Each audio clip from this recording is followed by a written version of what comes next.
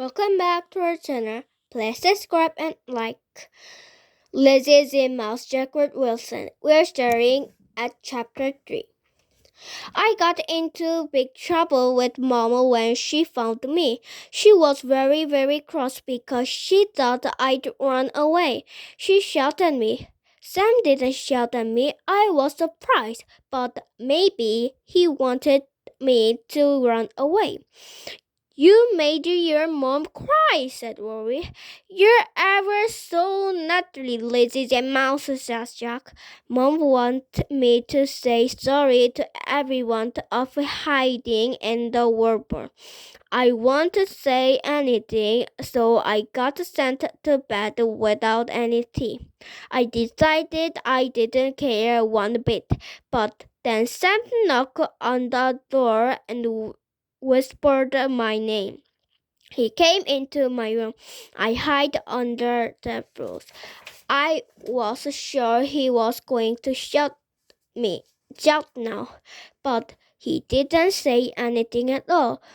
Long after he'd gone, I peered out. He'd left a big chocolate bar beside my bed, purple to match my bedroom. Rory and Jack crept in when they came to bed at the normal time. Rory gave me a biscuit. It was a bit crumbly for being in his pocket. I didn't say anything, but I smiled at him. Jack didn't bring me any food, but he ran and fetched his purple beanie baby teeny. You can't have my purple just for one night, he said. Only you will give him back in the morning. Won't you, little mouse? I didn't say anything, but I nodded at him. I didn't touch the chocolate but I nibbled and ate a biscuit and currently Mr. Purple. Then I snuggled down to go to sleep.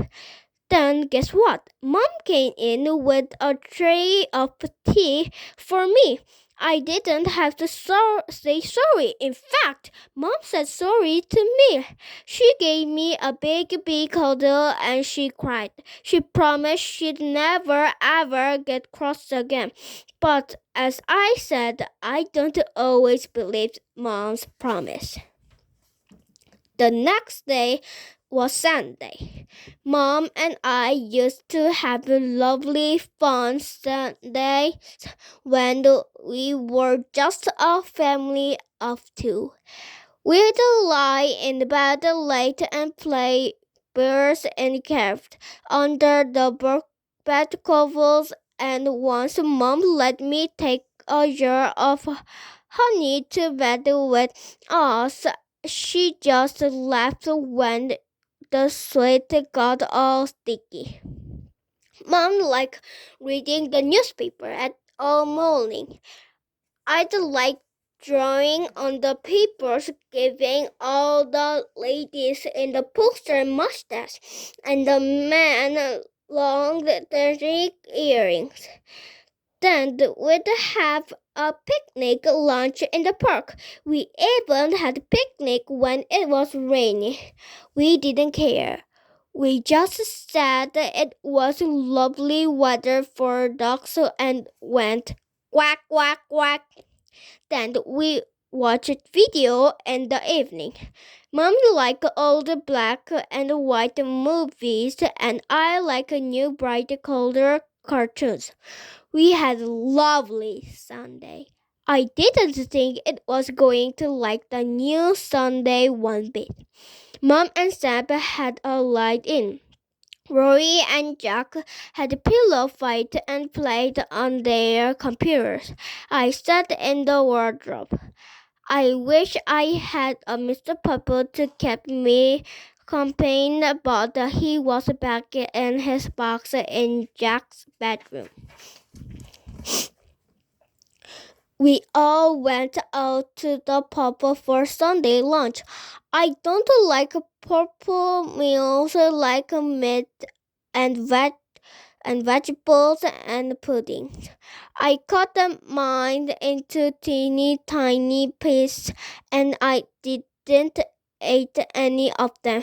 Jack started messing about with his meal too. Sam told him off. It's not fair. Lizzie ZIPPMOUTH isn't as her pervert. I've told you and told you not to call Lizzie a silly name, said Sam.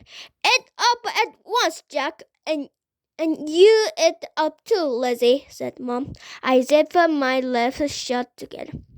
She's a silly baby, said Jack, dropping his fork of potato onto his plate so that gave spread all over Mom.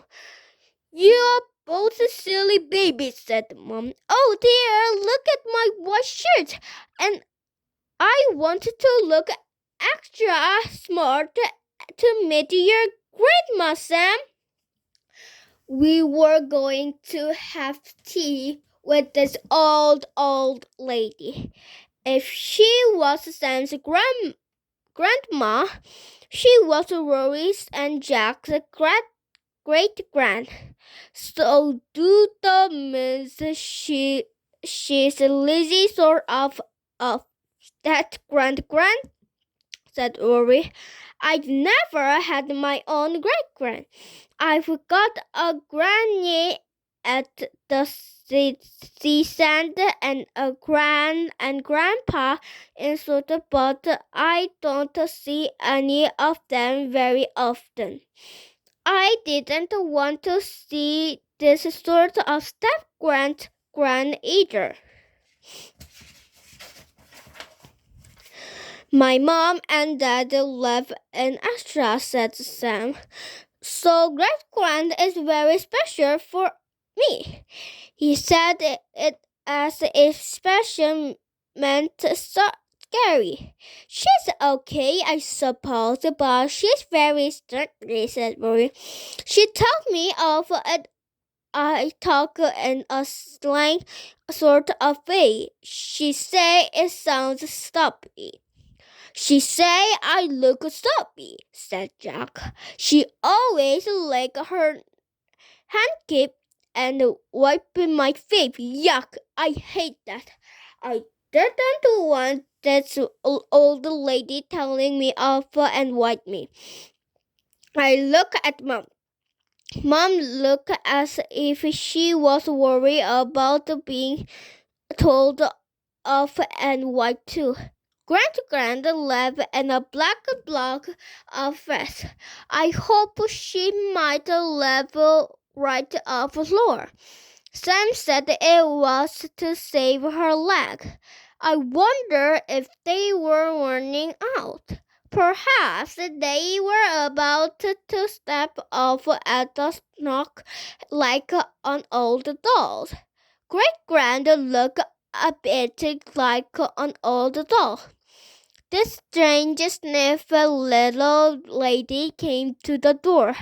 She had very black hair combed so tidy into place and made her eye pop. She cared when she bent to hug Rory and Jack. She didn't hug me. She just looked me up and down.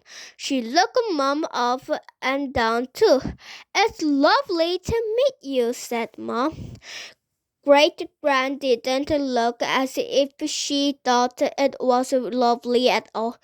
Say hello to Rory and Jack's great-grand, Lizzie, said Mom. Though she knew I wanted, and I didn't. I started at my doormat. It said, welcome. The doormat was telling fibs. Great tooth. Well, you'd better come in, she said.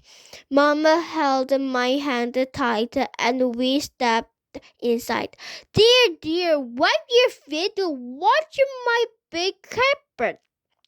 Great-grand first, but I wasn't watching her carpet. I was turning all around the world in a daze. Hundreds of shining eyes were staring back at me. This is the end of our chapter 3. Bye!